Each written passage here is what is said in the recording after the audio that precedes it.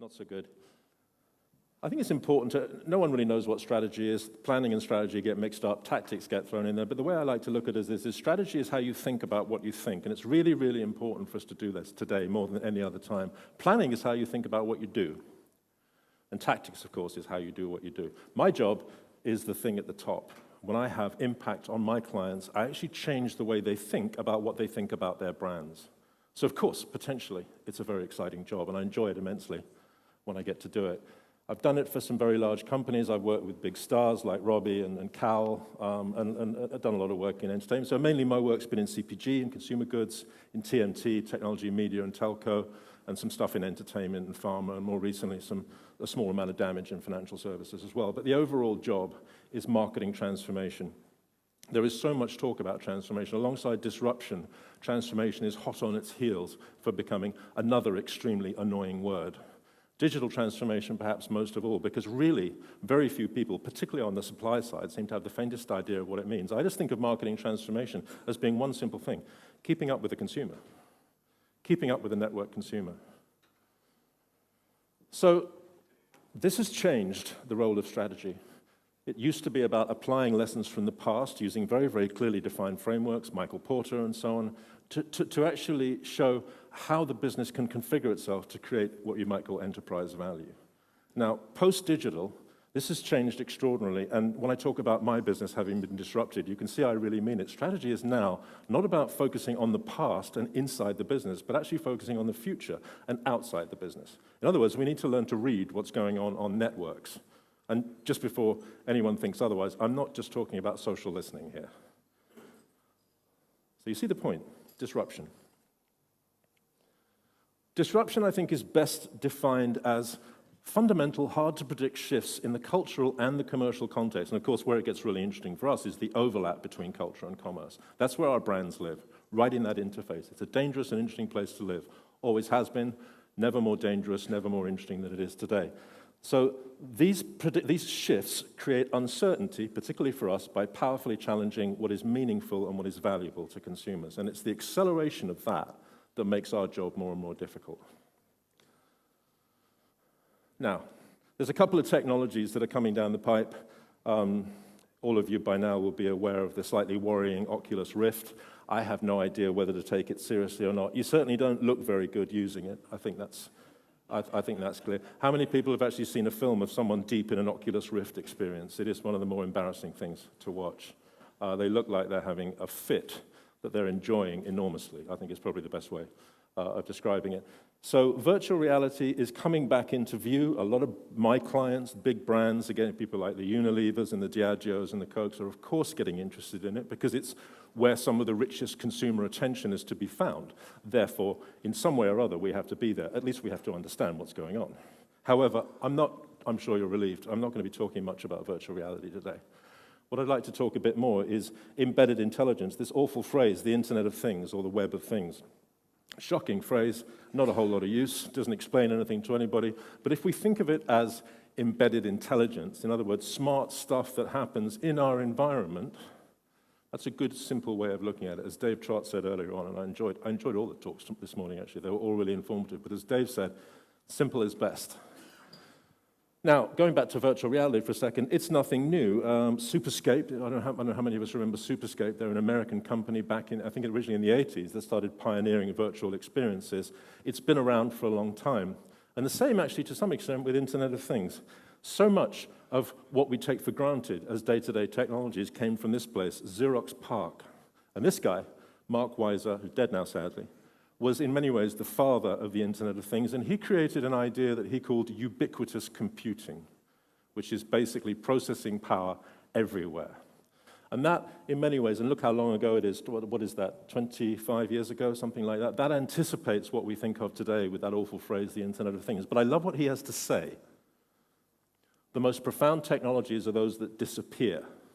They weave themselves into the fabric of everyday life until they're indistinguishable from it. Now, isn't that interesting, given that our job in media is typically to command and reward quality consumer attention?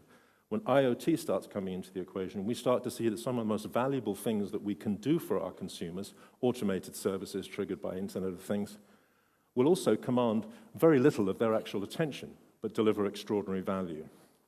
And this begins to move us in the direction of beginning to think about advertising as less about being apologetic entertainment, which it sometimes is, and more into being value-added utility. Look at the explosion of the app obviously in Android and also on Apple, the explosion of the app.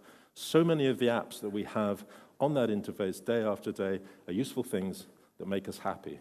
They don't jump out on us and attack us with some sort of data-driven messaging or other.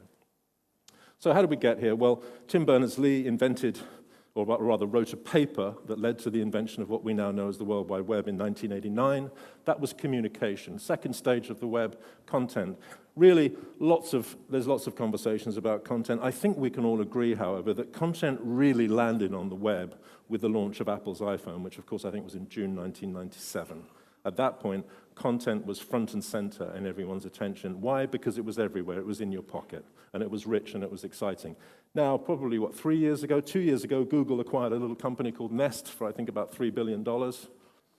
You know the story of Nest. It's a clever thermostat that basically adjusts the temperature of your house and learns all sorts of other things that no doubt will unfold in the future. Otherwise, Google wouldn't have bought it, because they're not really in the business of thermostats. But here's the thing. If the first age was the age of communication, or connection, if you like, the second age was the age of content, the third age of the web is the age of context. And conveniently, I wrote a book on this. That's the end of that plug. But what I wanted to show you was, again, going back to Nike, that first Wieden and Kennedy ad that I showed you with the boy running around in the street chasing other people and the whole thing. A brilliant piece of creative. Wieden and Kennedy, 2001. Isn't it interesting how exciting outdoors can be made to look by a great piece of brand work? And that's kind of going to be I'm going to stick with Nike a little bit because everyone talks about them all the time, but it's quite good to look at them in a slightly different light. It all started with a sensor in a shoe that talked to an iPod, which tracked all the glorious miles you run and created a community of runners around the world. By bringing together music, data, and social networking, the Nike Plus platform forever changed how the world runs. End of story? Hardly. How do you use this platform to reach out to a whole new audience and give them fresh reasons to hit the streets? You invite them to make history on a single day, and you plan for one hell of an after party. On August 31st, the largest running event in history went down, and it couldn't have happened without Nike Plus. Because unlike your average 10K, runners had a choice: race in an official race city or race anywhere in the world with Nike Plus. As the lead agency, we were tasked with connecting people in an innovative way in the digital space and beyond. The Human Race site was designed to help connect runners all over the globe, whether they shared the same location, charity, or power songs. Users could join running teams and challenge each other. And nothing says world unity like some good old-fashioned trash talk. Athletes and celebrities were more than happy to oblige. You mother truckers want a race? Let's run the world, baby! Even the U.S. Army had a few choice words for their fellow servicemen. You better get running. The videos were seeded out as online exclusives and housed on a YouTube brand channel. And let's not forget music. To boost runners on 10K training runs, sport music mixes combined expert coaching with adrenaline-pumping beats. Excitement for August 31st began to build, spilling out into the streets. And finally, race day arrived. Runners sounded off in video booths on how it felt to make history. Meanwhile, people all around the world were running their 10K anywhere they wanted, thanks to Nike Plus. Race results were displayed in real time on the site. Post-race concerts rocked thousands of sweaty fans at the finish line. Runners even commemorated the event by making their own personalized race day book. People began flooding photo sites like Flickr, SmugMug, and PhotoBucket as the buzz spread around the world. When it was all over, the stats were unprecedented. 800,000 people ran in 142 different countries, running 2.5 million miles and competing in 280,000 new Nike Plus challenges. But perhaps more importantly, millions of dollars were raised for 3 global charity partners. And it couldn't have happened without putting a sensor in the shoe and pairing it with the world's largest online running. Just putting a sensor in a shoe. Now, what's happened since is that those sensors are now everywhere in our environment, pushing out into all sorts of areas. An Apple smartphone, for example, the Apple iPhone 6 has a sensor in it that if it senses more than a certain amount of acceleration, it's designed that if you drop it by accident, it shuts the phone down so that any core functions are not disturbed. But that's relatively high end. We've got pharmaceuticals, we've got computers themselves, television houses, watches, shopping, cameras, luggage, clothing, and so forth. And I'm not one of those people that is going to stand here and tell you that the Internet of Things is going to change everything in a minute. I'm not going to tell you that what happens when all of those things get joined up, it's not going to be a complete clusterfuck, because it will be. It's going to be a disaster. And the major promise of the Internet of Things will land in pockets around the world. But over time, we will see transformations. But what's really interesting, just like the famous 3D printing, which has been threatening to land for so many years, but never quite seems to. Of course, it is landing in certain areas. But my point is this. We need to focus on the cultural changes that this type of technology introduces, not just immediately on the business opportunity. And the cultural changes are quite extraordinary. And of course, one company that's picked up on that is our friends at Nike. Again, let me remind you that all of this interesting stuff we're showing you is telling us again and again how exciting the outdoor space is when we apply technology in the correct way, and about how one great brand has been able to do it. Just a side note on Nike Plus. I was speaking at a conference a while back, and I showed that Nike Plus video, and a very clever digital marketing guy stood up and said, why have Nike never done anything with all the data that they must be capturing from those millions of runners around the world? And of course, it's a very difficult question to answer, so I did a bit of mental tap dancing. It was a very good question. And I said, well, you've got to understand, this is not a transactional thing for Nike. They're not looking to build relationships with consumers on that basis. They're building brand equity with that data. They're not looking to find excuses to target consumers. They don't actually need to, because that tiny sensor in that shoe joined up to that system creates so much extraordinary day-to-day utility for these guys that the need to actually message is slightly reduced. In many ways, we could say classically, going back to McLuhan. The way that people treat things changes a lot once it's physical. People will feel a lot more connected to the message that they send. So it's not just a throwaway text. It's not just a, yo, I'm sorry, right? It's, you know, now it's somewhere, right? Now it's something.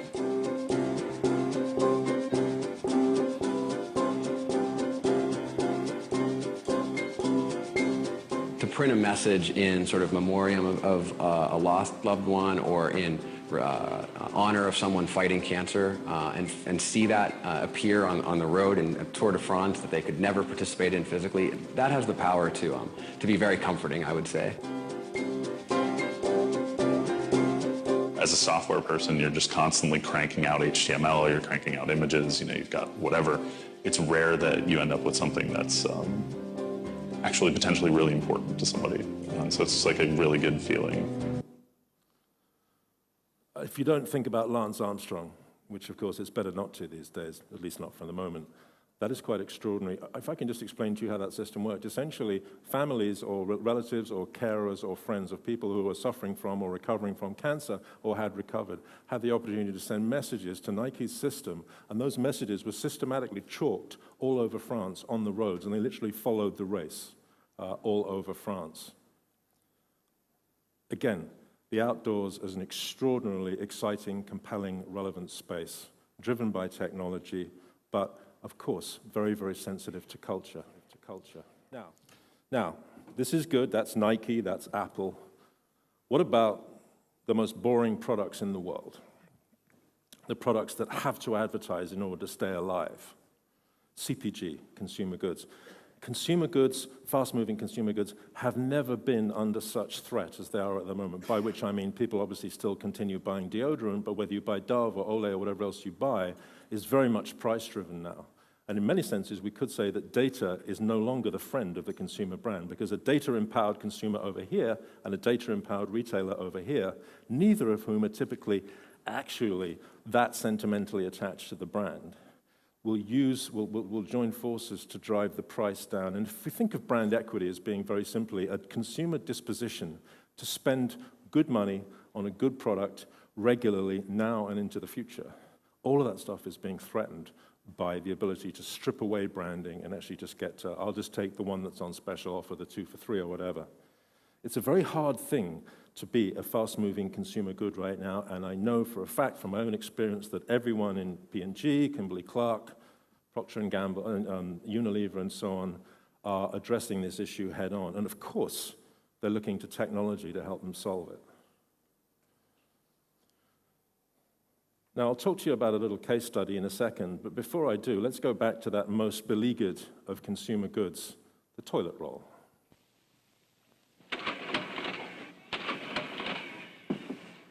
First she squeezes the tomatoes, then she squeezes the melons, and now she's squeezing the Charmin. Please don't squeeze the Charmin. But this is new Charmin bathroom tissue. It's so squeezably soft. Mrs. Logan. I just can't resist it. If you only knew, Mrs. Logan, I can't resist it myself. I like to sneak a squeeze on the sly. Squeezably soft.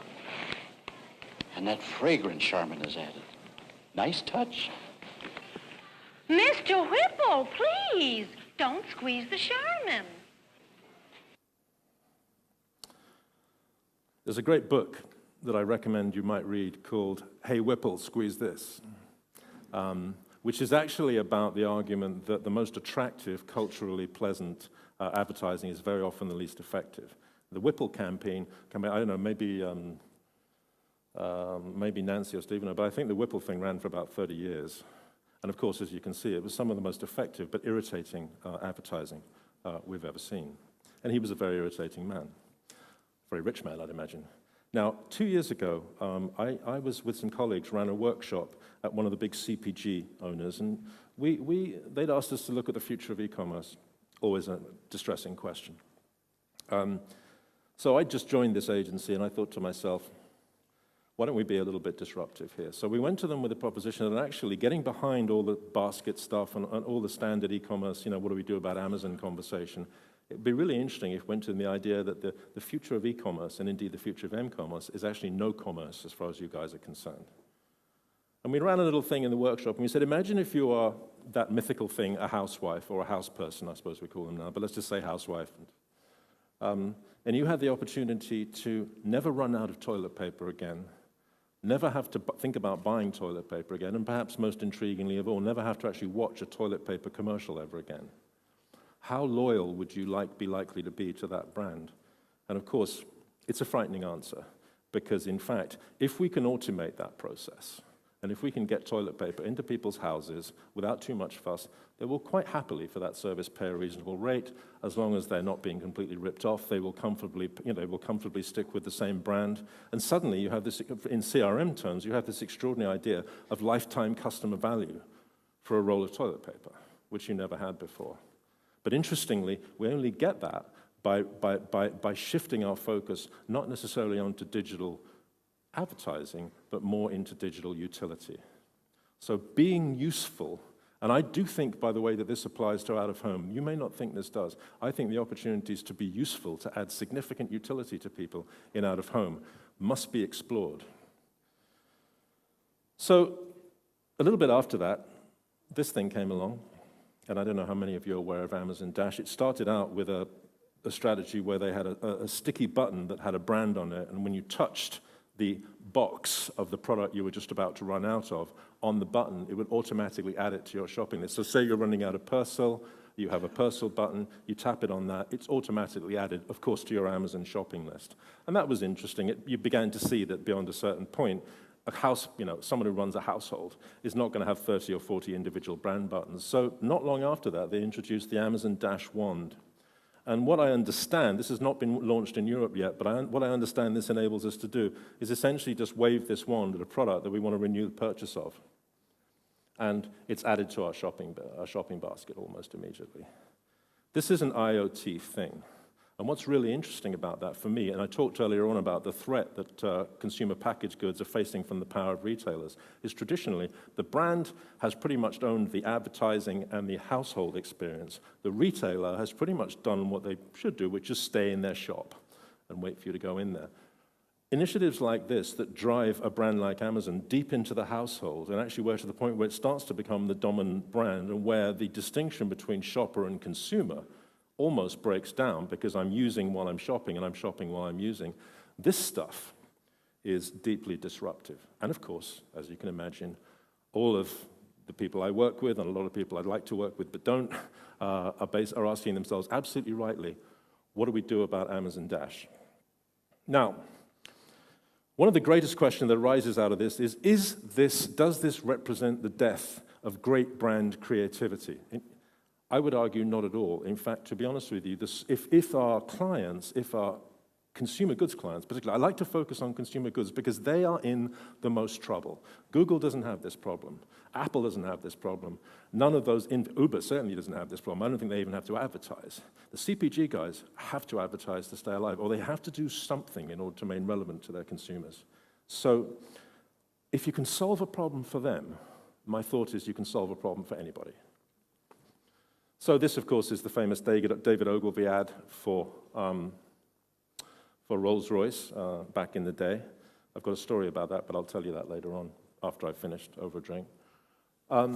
Does this represent the death of creative? Not at all. Not at all. It's actually quite the contrary. This takes us to an area where we have to actually increase our creative endeavors, bring creativity, bring business creativity, as well as communications creativity, far more to the front of our game. So I'll close shortly, and actually refreshingly more or less right on time. So how do we respond to disruption? I'm afraid, in the end, we have to find a way of disrupting ourselves. We have to not only keep up with this accelerating networked external context, which creates such a challenge for marketers, we need, in our own category, or maybe outside our category, we need to learn how to beat it. So while all these companies are talking about being more customer-centric, I would say that's missing the point. Customers don't know what they want either. What you really need to look to is the culture in the network for the signals as to where we need to go next in terms of creating value for our consumers. And this, above all, is a creative purpose. It's a creative purpose. You don't do this without being extremely creative. And believe me, many of the clients that I work with, and I'm sure you know the same thing, are desperately trying to find ways. And usually it's called innovation in some shape or form. When we talk about innovation, we're talking about this usually.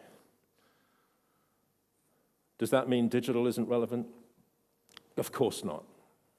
Digital is critical now and for the immediate future, but it's not our destination. It's actually, done right, it's our new departure point.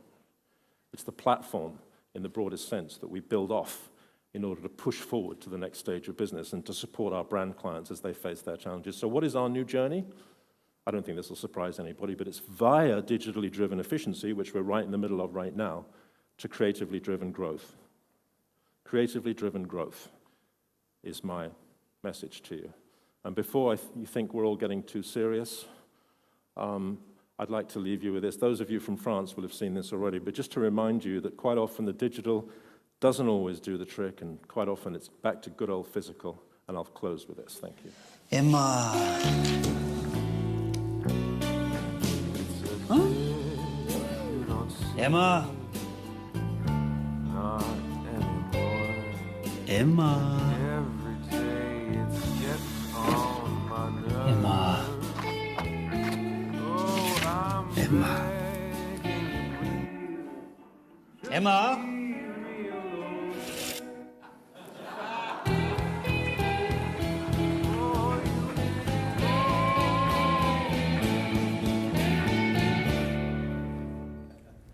First question I want to ask you, is information worth it? There's an assumption in business and an assumption in marketing particularly, and very much, I think, an assumption in advertising that information is a good thing, more information is a better thing, and loads of information, you can't go wrong. Now, I'm not sure I agree with this. I'm not saying it's not a good idea to have loads of information lying around the place. I mean, to an extent, you could say that's what big data is right now. We'll come back to that later. But I'd like to question our idea that information is a critically positive thing for business. And the reason I showed you this is because I'd like to talk for a second about the package holiday business. And this is an example I like to use in explaining how information is not always a good thing for business. So you remember back in there, you remember the package holiday, and you may remember some 20, 25 years ago when the package holiday started to sort of come apart, and suddenly a degree of customization entered the holiday business that wasn't there before. It used to be that for the British family in the street, or the standard British family, the catalogue would come through the door, a large catalogue would come through the door on shortly after Christmas in January, and you'd grab the catalogue, and various catalogues would come through the door, Thomas Cook, Thompson's, and I think there was First Choice and a few others. And these competitive catalogues would come through the door, and you'd peruse them, and you'd basically go, well, I have that one. And then you'd send a check with the voucher in the post, in the mail, and that would be your holiday booked for August, July or August later that year. And then some interesting stuff started to happen. Technologically, a couple of interesting interactive, long-forgotten interactive tools entered the equation. First one was the call center, which I think is a long-forgotten, still very pervasive interactive tool now. The thing about the call center is that any customer, if they can bear to do it, can pick up the phone and call the call center and start engaging with the company right at the interface. And of course, some companies are brilliant at using the call center as a brand building vehicle, in fact, and others are not so good. But the interesting thing about it is that the reason why customers were picking up the phone to call centers is, first of all, because they could, and secondly, for another reason, which is they wanted to change something. They wanted to have the karaoke rather than the ski jet, or they wanted to have the Greek dinner for 5 people rather than the slap up, Watney's Red Barrel thing, or whatever it was. And not to dismiss those holidays at all. And so you begin to see the first little inklings of the consumer in the street beginning to exercise a certain amount of power over those brands by starting to pick apart this very tightly woven packaged holiday value chain. And let's remember that the margins in packaged holidays are very small, and the reason why companies were able to make such a good living is because it was so slick and so carefully put together. All of the pieces of that value chain, from destination management, hotel groups, flights and so on, the whole package were put together perfectly. And of course, clustered around them, you'd have these pilot fish of kind of the local karaoke guy and all that kind of thing. They were all clustered together beautifully to make a very tight package. And the reason why they were able to do that is because the processes were locked down absolutely tight, but above all, people were buying in bulk because X hundred or X thousand people were saying into the catalogue, I'll have that one. The other interesting thing that came along was desktop publishing, which meant that the degree of sophistication of the production of those catalogues began to increase. And of course, what that means is when you have greater sophistication in print, put those two things together, what you get is a lot more bloody print. So the catalogues got bigger and bigger and bigger and bigger, and these huge sort of telephone books would come through the letterbox at a certain time. And of course, that also began to communicate to consumers a sense of choice. And gradually, you can see this very simple, profitable model of the packaged consumer holiday starting to be dismantled by information. So information is, if you like, the cement that holds that value chain together. Gradually, the fact that consumers started taking it apart, and it was really interesting, about 2 years, 3 years after that phenomenon really started to bite, one of the big holiday providers broke ranks, and they actually came out with a campaign saying something like the package holiday unbundled, just for you. And this whole idea of personalization came to bear. And on one level, from the consumer's point of view, they're like, great, okay, I'll have some of that. Probably won't be much better than the karaoke anyway, but it's quite nice to feel that you're being looked after. But behind personalization and behind customization is a shift in power. It's a shift in power from the business side to the consumer side. And fast forward to today, and you've got something kind of similar going. You've got technology giants, let's just call them GAFA, Google, Apple, Facebook, and Amazon, Adobe, of course, let's not forget, are all, creating phenomenal consumer value by putting essentially the power and the empowerment of the consumer at the very heart of their business models.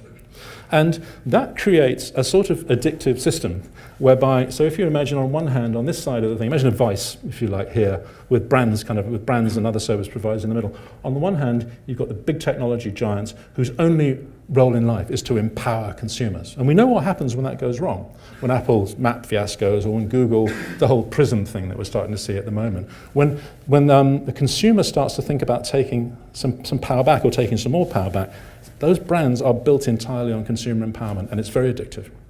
And on the other hand, you've got this consumer who will suck up as much of this new cool stuff we couldn't even imagine 10 years ago, that we can do now day to day with wireless, with obviously with smartphones, with apps, and that whole shift. The whole thing is about a shift of power. So you've got this marvelous tension between these two forces, a love affair going on between consumers and technology giants. And in the middle, you've got value chains, just like the holiday package value chain, the package holiday thing I was talking about earlier on. And under the pressure that's being wrought by those two forces, information, the empowering of that consumer, way beyond the call center, way beyond the desktop published catalog, to EasyJet, which by the way was about unpacking another value chain. That's how Stelios started EasyJet, was by actually unpacking and repackaging the value chain of the airlines to find margins that no one had been able to find before. That's how he got started. It wasn't just the cool orange brand. It was something much more boring and actually much more revolutionary than that. Again, using information to attack value. And so we have this thing where these two dynamics are squeezing value chains, and you see various industries that are more susceptible than others to the destructive power of information. We've obviously got music, a little bit of entertainment. Music is now, I'm glad to say, reinventing itself. Whether or not the music industry were the dumbest guys on the blocks, or people a bit like Kodak who simply couldn't really dodge the digital bullet, is another conversation. So you begin to see my point. Information in and of itself does not necessarily create value for business. In many instances, it can actually challenge value. And on the consumer side, in the early days of building websites, we had this idea that we'll put all of our information on the website. Toyota at one point had a website that was, we measured them in web pages back in the day, if you remember. They had 52 to 50,000 web pages on their website. And they had stuff on there like which brand of chinos you should think about buying and stuff like that. I mean, they really went nuts on this stuff, Toyota. And this idea of the more information, the better. And then you get back to the consumer and you realize they don't want information really per se, except when they want it. And then they want as little information as possible as required to make the decision to move on with their life. So the idea of information being intrinsically valuable is questionable for consumers, questionable for marketers, and questionable for business. And by the way, I'm not saying that there are not phenomenal industries, new businesses, old businesses that are reinvigorating themselves using information in a new and intelligent way. The only point I'm saying is, let's just not assume that more information is good information. So I move on now to focus more specifically on advertising. Of course, one of the biggest debates right now is this idea of targeting. Now, I have the controversial idea that there is, to my mind, no automatic, a priori, intuitive thing that indicates that a targeted ad is a better ad. I'm not convinced that targeting is a good thing. Now, don't get me wrong, a load of nonsense coming into your attention span and forcing you to watch it is always distressing. But let's face it, a great ad is a great ad. And one of the things that we have forgotten is that in the golden age of advertising, whenever that was, let's say between 1950s and the 1970s, just to be on, and of course arguably the golden age of television began more recently with quality television and the whole Hill Street Blues thing, but the golden age of big, fat, advertising-funded network television, most of the television was shocking. And some of the, in this country we had Z-Cars and stuff like that when all that was going on. And going back, I'm not sure if it was on ITV, probably not, but we had Dixon at Dock Green and shows like that. Torture, absolute torture. And then Secret Lemonade Drinker or something like that would pop up, and suddenly the room would liven up and the living room would start to happen a little bit because a bit of genuine ballsy creativity came up. So in many ways, it was up to advertisements to actually refresh what was a pretty bleak fare in media back in the day. And we tend to forget that we tend to think that those naughty ads interrupting that quality television is nonsense. Actually, the ads were in many cases far better than the television they were interrupting. Arguably, the television was interrupting the ads. So interesting to note that. But just thinking about, and I've talked about this before again, just thinking about the difference between targeted advertising and good creative advertising. Traditional advertising, and again, I've used this before, so forgive me if you've heard it, is a little bit like someone walking up to you in the street as you're on your mission, perhaps walking along Piccadilly like Evelyn Waugh, walking up to you in the street and saying, in a not entirely unpleasant way, "Can I tell you a joke?" And you go, "Okay, It's not an entirely unfamiliar situation. It happens quite regularly, once every half hour on the hour, if you're a television watcher. So you'd listen to the joke, and it was a not unpleasant experience, a brief moment of intimacy between two people who are not entirely unfamiliar with each other. And it's polite and pleasant on both sides, and sometimes it's fantastic. Great advertising is fantastic. I don't know if anyone remembers the Mr. Whipple advertising in the States, the toilet paper advertising in the States, absolutely shocking. Even the worst advertising in the world, and Whipple advertising was shocking. It was really, you'd hate this guy. It was just familiar and pleasant, and it kind of worked. There was a value exchange there that worked. Now, that's all well and good. So that's why I use the somewhat refreshing picture of Morecambe and Wise there with the lovely Glenda Jackson. And then you get this targeting thing, which is where we kind of, and forgive me because I know there's lots of good things to be said to targeting. The only thing I'm questioning here is targeting per se always a good thing? Particularly if it leads our advertising strategy, if we make it the sine qua non of all advertising. So imagine you're the same person walking down the same street on the same sort of day, and a chap, a little bit disheveled, maybe wearing those unfortunate combination of grey shoes and white socks that we see in the technology fraternity sometimes, walks up to you and stands slightly too close, slightly questionable breath, and blurts out a not very good joke. Not very good because all the money's been spent on the targeting and not enough money's been spent on the creators. So the joke isn't that great. And you kind of get through it. You stand there politely because you're British, trying not to breathe in as you do when you've got the bad breath thing going. And finally the guy stops and says, "What do you think?" And you go, "No." And you walk away, and as you go, you look over your shoulder, and this guy's saying, "I know where you live."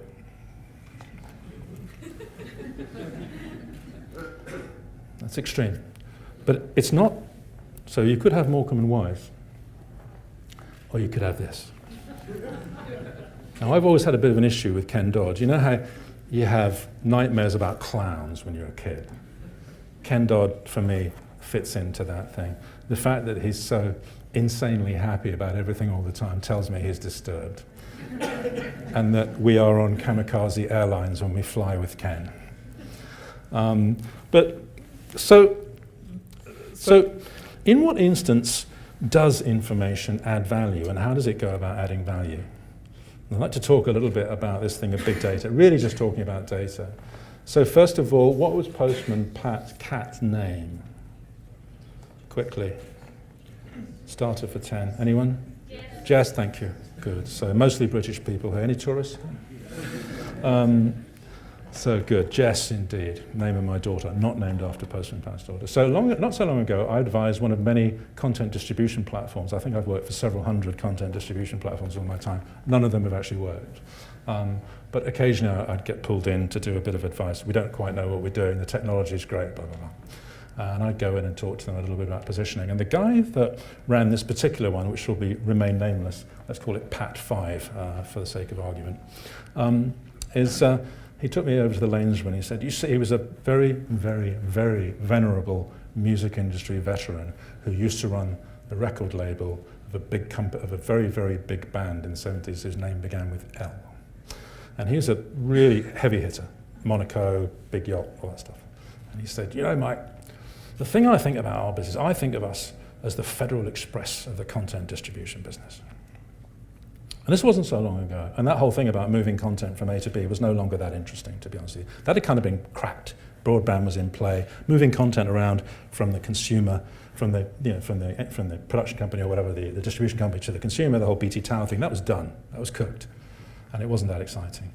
So I said, well, that's funny, Alan. We call this the Postman Pat problem, and we think it's really solved. You know, the thing of moving messaging from A to B, that's fine. What's really interesting from my point of view as a strategist is what I would call the Bloomberg strategy.